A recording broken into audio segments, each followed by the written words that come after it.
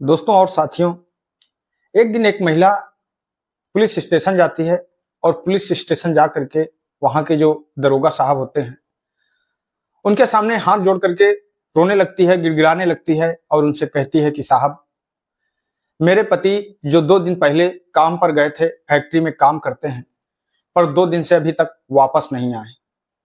दरोगा साहब जब अपनी नजर उठा करके उस महिला की तरफ देखते हैं तो देखते हैं कि वो महिला काफी परेशान नजर आ रही होती है और वो कहती है कि साहब, जरूर मेरे गांव के जो प्रधान जी हैं उन्होंने ही मेरे पति के साथ में कुछ गलत काम किया है। दरोगा जी उस महिला से कहते हैं कि ठीक है, अगर प्रधान जी ने आपके पति के साथ में कुछ गलत काम किया है तो हम इसकी पूरी जांच करेंगे और अगर प्रधान जी दोषी होंगे तो उन्हें जरूर सजा दी जाएगी, पर इसके लिए आपको एक लिखित में एप्लीकेशन देना होगा। तभी वो जो महिला होती है वो महिला वहां से जाती है और उसके बाद में फिर एक वो लिखित में एप्लीकेशन देती है और अपने पति की फोटो दरोगा साहब को देती है और उसके बाद में जो दरोगा साहब होते हैं उस महिला के पति की गुमशुदगी की रिपोर्ट दर्ज कर लेते हैं। जैसे ही दूसरा दिन होता है, दूसरे दिन वो महिला फिर से उसी पुलिस स्टेशन में पहुंच जाती है और वो बड़े दावे के साथ में कहती है कि साहब, जरूर मेरे पति का कत्ल प्रधान जी ने ही करवाया है और शायद मेरे पति की जो डेड बॉडी है, जो लाश है, उसको जंगल में फेंक दिया गया। दरोगा साहब जैसे ये बात को सुनते हैं, दरोगा साहब को उस महिला के ऊपर शक होने लगता है, क्योंकि दरोगा साहब के मन में ये विचार चलने लगता है कि अक्सर ऐसी बात वही लोग करते हैं जो किसी गलत काम में खुद शामिल होते हैं, वही दूसरे की तरफ उंगली उठाते हैं। दरोगा साहब उस महिला को आश्वासन दिलाते हैं, उससे कहते हैं कि आपको परेशान होने की जरूरत नहीं है, हम इसकी जांच करेंगे और जो दोषी होगा उसे कड़ी से कड़ी सजा दी जाएगी। और उसके बाद इस कहानी की जो सच्चाई निकल करके लोगों के सामने आती है, लोग सोचने पर मजबूर हो जाते हैं। दोस्तों, आज की यह कहानी बड़ी ही रोमांचक है और सीख देने वाली है। तो आदाब, नमस्कार, सत श्री अकाल, मैं सागर पटेल। दोस्तों, आप लोगों का मेरे इस चैनल सागर सफर क्राइम स्टोरी में स्वागत है और आप लोगों से निवेदन है कि अगर अभी तक आप लोगों ने मेरे इस चैनल को सब्सक्राइब नहीं किया है तो मेरे इस चैनल को सब्सक्राइब कर बेल आइकन को जरूर दबाएं, जिससे कि मेरा हौसला बढ़ता रहे और मैं आप लोगों के लिए इसी प्रकार की हर रोज एक नई कहानी लेकर के आता रहूं। दरअसल दोस्तों, आज की ये जो कहानी है, ये कहानी उत्तराखंड के हरिद्वार की पथरी थाना क्षेत्र के गांव रानी माजरा की है, जहां पर एक व्यक्ति रहता है जिसका नाम होता है संजीव। संजीव जो एक पतंजलि फैक्ट्री में काम किया करता है। संजीव के परिवार में उसकी पत्नी अंजना और उसके एक बेटा होता है। पर दोस्तों, कहते हैं कि अगर परिवार का जो मुखिया है उसी की अगर आदत गंदी हो तो परिवार पूरी तरह से बर्बाद ही हो जाता है। संजीव के अंदर कुछ गलत आदतें होती हैं। संजीव को अप्राकृतिक संबंध बनाने का शौक होता है। उसे अपनी पत्नी में जरा भी इंटरेस्ट नहीं रहता है, बल्कि उसे मर्दों में इंटरेस्ट रहता है। अप्राकृतिक संबंध बनाने का शौक रहता है। उसी गांव के पड़ोस में, संजीव कुमार के पड़ोस के गांव में एक व्यक्ति रहा करता है जिसका नाम होता है शिव कुमार। शिव कुमार जो दूध बेचने का काम किया करता है, दूधिया का काम करता है। एक दिन संजीव और शिव कुमार की मुलाकात हो जाती है। अब संजीव और शिव कुमार की मुलाकात होती है तो धीरे धीरे उन दोनों के बीच में दोस्ती हो जाती है। एक दिन जो संजीव होता है, संजीव शिव कुमार से कहता है कि हमारे घर में भी दूध की जरूरत है, इसलिए अगर आपसे हो सके तो आप हमारे घर में भी दूध पहुंचा दिया करो। शिव कुमार जो दूध बेचने का काम करता है वो कहता है कि ठीक है, आप कहें तो मैं कल से ही आपके घर में दूध पहुंचा देता हूं। अगले दिन संजीव शिव कुमार को अपने साथ में लेकर के अपने घर पर आता है और अपनी पत्नी अंजना से परिचय कराता है। बताता है कि हमारे पड़ोस के रहने वाले शिव कुमार हैं, ये हमारे पड़ोस के गांव के रहने वाले हैं, इनका नाम शिव कुमार है और आज से अपने घर पर यही दूध देंगे। अंजना कहती है कि ठीक है। इस तरीके से अंजना और शिव कुमार के बीच में परिचय हो जाता है। अब जो संजीव होता है, संजीव फैक्ट्री में काम करने के लिए चला जाया करता है। इधर शिव कुमार रोज अंजना के घर पर दूध लेकर के आता है। तभी एक दिन वो देखता है कि अंजना जो बड़ी परेशान सी दिखती है, बड़ी उदास सी दिखती है। अब वो जैसे ही अंजना को इस हालत में देखता है तो उससे रहा नहीं जाता है। एक दिन वो अंजना से कहता है कि भाभी जी, मैं आपसे एक बात पूछना चाहता हूं, अगर आपको इतराज ना हो। अंजना कहती है कि बोलिए, क्या है। वो कहता है कि भाभी जी, आप देखने में तो बहुत सुंदर हैं, पर ऐसा लगता है कि आप अपना देखभाल सही तरीके से नहीं करते। अंजना कहने लगती हैं कि ऐसी कोई बात नहीं है, हम अपना पूरा ख्याल रखते हैं। शिव कुमार कहता है नहीं भाभी, कुछ ना कुछ तो है।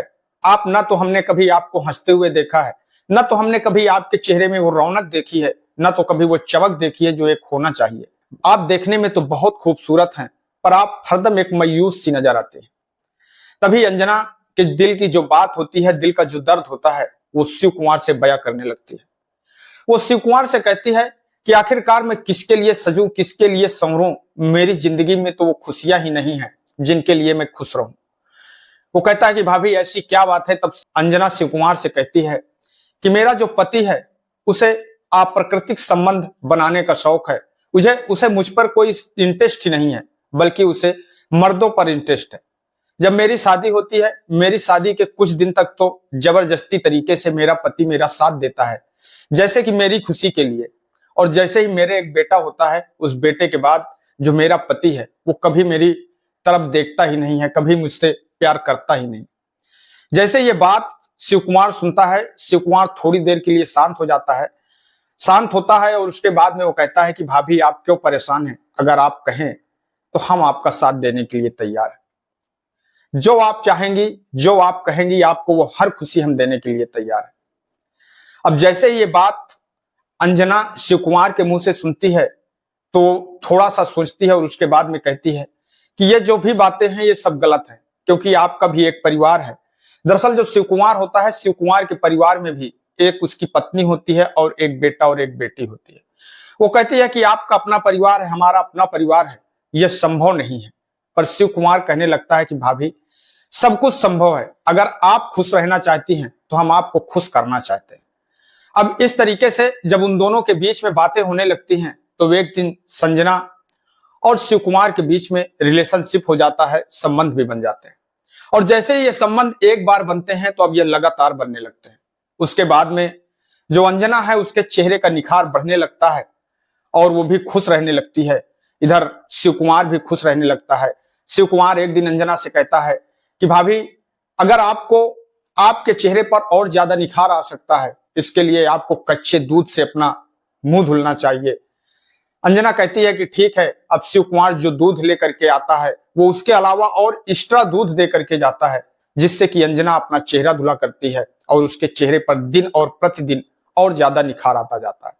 पर दोस्तों कहते हैं कि कोई भी गलत काम कितना भी छुपा करके किया जाए, एक न एक दिन वो सबके सामने आ ही जाता है। एक दिन होता क्या है कि जब अंजना और शिव कुमार एक दूसरे के साथ में संबंध बना रहे होते हैं उसके घर के अंदर, उसी समय जो उसका पति संजीव होता है वो वहां पर आ जाता है। पर जब संजीव आता है तो दोनों चौंक जाते हैं, चौंक करके वो बिस्तर पर खड़े हो जाते हैं। और उस समय जो उसकी पत्नी होती है वो एक तरह से डर जाती है, शिव कुमार भी डर जाता है।